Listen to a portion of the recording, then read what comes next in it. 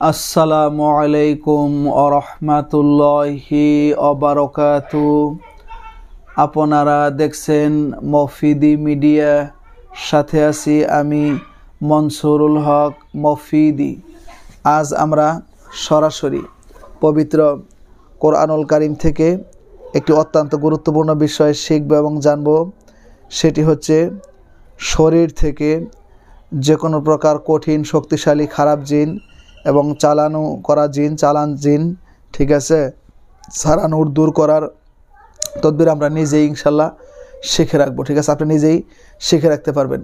আপনার যদি এই ধরনের সমস্যা যদি হয়, তাহলে আপনি নিজেই আপনার শরীর থেকে যে কোনো প্রকার চালানি জিন, যে কোনো প্রকার খারাপ জিন আপনি দূর করতে পারবেন। সে কঠিনকালে কখনো আর আপনার কাছে আসতে পারবে না। ঠিক আছে, তো তারপরেও বলছি, যদি আপনার ভিডিওটি বুঝতে যদি কোনো সমস্যা হয়, অথবা কেউ যদি খারাপ জিনের যদি আক্রান্ততার মধ্যে যদি শিকার হন, কেউ যদি চালানি জিনের বা চালানি জাদুর বা কুফরির আক্রান্ত শিকার যদি হন, ঠিক আছে, তাহলে এই মফিদি মিডিয়ার প্রত্যেকটা ভিডিওতে সরাসরি আমার ফোন নাম্বার দেওয়া আছে।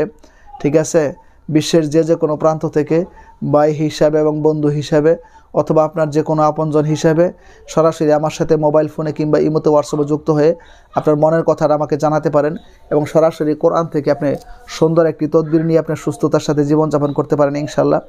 কাজ দূর থেকেও করা যায়, কাছ থেকেও করা যায়। ঠিক আছে, বিশ্বের যে কোনো প্রান্ত থেকে আপনি যোগাযোগ করলে আপনি ভালো একটা তদবির খুব সহজেই সুন্দরভাবে আপনি পেয়ে যাবেন। ঠিক আছে, তো আসুন আমরা এই ভিডিওটি শিখে নেই।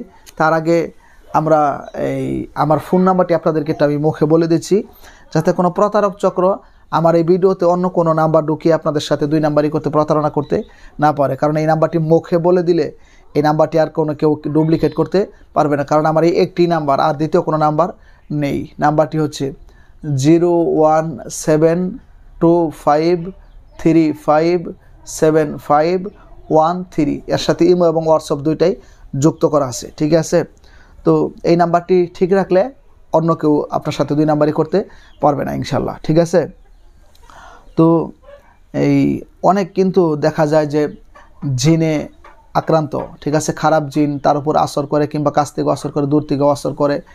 আবার অনেকে দেখা যায় যে শত্রুতাবশত একজনের উপর খারাপ জিন কী করা হয়, চালানি করে দেওয়া হয়। তো এই ধরনের সমস্যাগুলো কিন্তু খুবই জটিল। ঠিক আছে, তো এই সমস্যাগুলা যে যত জটিল থাক, আপনি যদি কোরআন থেকে যদি পবিত্র 30 পারা কোরআন থেকে যদি আপনি আমার সাজেশন অনুযায়ী ইনশাল্লাহ কাজ করেন, আপনার যত কঠিন থাক আপনার কাছে আর কখনো জিন আসতে পারবে না, আপনার বাসায় কখনো থাকতে পারবে না জিন, আপনার সাথেও কখনো থাকতে পারবে না। ঠিক আছে, একদম সহজভাবে সুন্দরভাবে আপনাদেরকে আমি বলে দিচ্ছি। ঠিক আছে, কিভাবে আপনি আমলটি করবেন এটি হচ্ছে মূলত জানার বিষয়, এটি হচ্ছে মূলত শেখার বিষয়। একটু কষ্ট করে আপনারা যদি ধৈর্যের সাথে ভিডিওটি দেখেন, নিঃসন্দেহে আপনারা ভালো একটি ফলাফল পেয়ে যাবেন। তো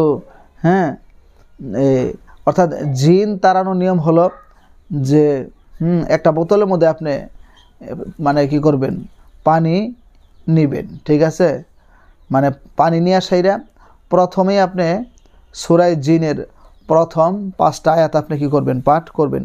এই সূরা জিন দেখেন, আমি আপনাদেরকে বাহির করে দেখিয়ে দিচ্ছি। এই যে এটি হচ্ছে পবিত্র কোরআনুল কারীমের সূরা জিন। এটা আমার কাছে হিফজ কোরআনুল কারীম, এর মধ্যে 29 নাম্বার পারার 12 নাম্বার পৃষ্ঠার শেষের লাইন থেকে শুরু হয়েছে। প্রথম 5টি আয়াত আপনি পাঠ করবেন যে কোনো আপনার কোরআন থেকে। আপনি সূরা জিন এটা 29 নাম্বার পারার মধ্যে আপনি পেয়ে যাবেন। ঠিক আছে, মাঝামাঝি। তো আপনি সূরা জিনের এই প্রথম 5টি আয়াত আপনি সুন্দর করে কী করবেন, এইভাবে তিলাওয়াত করবেন। আউযু বিল্লাহি মিনাশ শাইতানির রাজিম, বিসমিল্লাহির রহমানির রহিম। قل أوحي إلي أنه استمع نفر من الجن فقالوا إنا سمعنا قرآنا عجبا يهدي إلى الرشد فآمنا به ولن نشرك بربنا أحدا وأنه تعالى جد ربنا ما اتخذ صاحبة ولا ولدا وأنه كان يقول سفيهنا على الله شططا وأنا ظننا أن لن تقول الإنس والجن على الله كذبا। হ্যাঁ, এই যে আপনাদেরকে আমি দেখিয়ে দিচ্ছি, এই যে আপনার এই আলাল্লাহি কাজিবা, এই তৈরি হচ্ছে সূরা জিনের প্রথম 5টি আয়াত। ঠিক আছে, আলাল্লাহি কাজিবা এ পর্যন্ত আপনি কী করবেন, একবার করে কী করবেন, পাঠ করবেন। ঠিক আছে, পাঠ করে আপনি সেই পানিতে কী করবেন, একটু দম করবেন, ফু দিবেন, শু ফু শু ফু। ঠিক আছে, অনেকে দম বললে অনেকেই প্রশ্ন করেন যে দম কি? দম মানে এটা একটা ফু, আমাদের টাঙ্গাইলি ভাষায় বলে ফু দেওয়া, দম করা, শু। ঠিক আছে, এই ফু দিবে, দম করবে, অতপর সজোরে তা রোগীর চোখে মুখে এরকমভাবে পানি হাতের মধ্যে নিয়ে সজোরে চোখে মুখে রোগীর কী করবেন, নিক্ষেপ করবেন, কয়েকবার নিক্ষেপ করবেন, কমপক্ষে 3বার নিক্ষেপ করবেন। হ্যাঁ, এতে দেখবেন জিনে ধরা রোগী চক্ষু সে বন্ধ করে রাখবে, চোখ সে খুলতে চাবে না। ঠিক আছে, তাকে টেনে ধরে হলেও চোখটা খোলানোর জন্য কী করবেন, চেষ্টা করবেন। ঠিক আছে, ঠিক আছে, চেষ্টা করবেন, চক্ষু বন্ধ করে আঙ্গুলি দ্বারা সে ওই জিন কোনো দিকে কী করবে, ইশারা করতে থাকবে, অথবা সে মুখে বলবে, কিছু হয়তো বলার জন্য চেষ্টা করবে হাজির হয়ে। ঠিক আছে, তখন সেদিকে আরও কিছু পানি মারলে তখন মুখের মধ্যে আরও কিছু কী করবেন, পানি মারবেন, আর যেই দিকে সে ইশারা করবে ওই দিকে একটু পানি কী করবেন, ছিটা মারবেন। ঠিক আছে, ওই তখন পানি ছিটা মারলে সাথে সাথে কী করবে, জিন তার শরীর থেকে ছেড়ে যাবে। আর যদি খুব কঠিন জিন হয়, শক্তিশালী জিন হয়, অসৎ জিন হয়, হ্যাঁ, তাহলে রোগীর হুশ হবার পর, ঠিক আছে, আবার তার কাছে কী করতে পারে, আসতে পারে, তখন আবার কি করবেন, পানি ছিটা দিবেন। ছিটা দেওয়ার পরে আপনি এই যে একটা নকশা আমি আপনাদেরকে নিচে স্ক্রিনের মধ্যে দেখিয়ে দিব, ভিডিওতে আপনারা একটা নকশা দেখতে পাবেন। ঠিক আছে, এই যে এই নকশাটি আপনারা লিখে, হ্যাঁ, রোগীর সামনে যদি এইভাবে কয়েক মিনিট যদি আপনারা যদি ধরেন, এই নকশার দিকে তারা যদি তাকাইতে বলেন, সে রোগী তাকাইতে না চাইলেও তার চোখটা এরকমভাবে টান্দা ধরে তাকাইতে বলবেন। এই নকশার দিকে যদি কোনো জিন তাকায় বা কোনো রোগী তাকায়, সে কোশ্চিনকালেও আর সেখানে থাকতে পারবে না।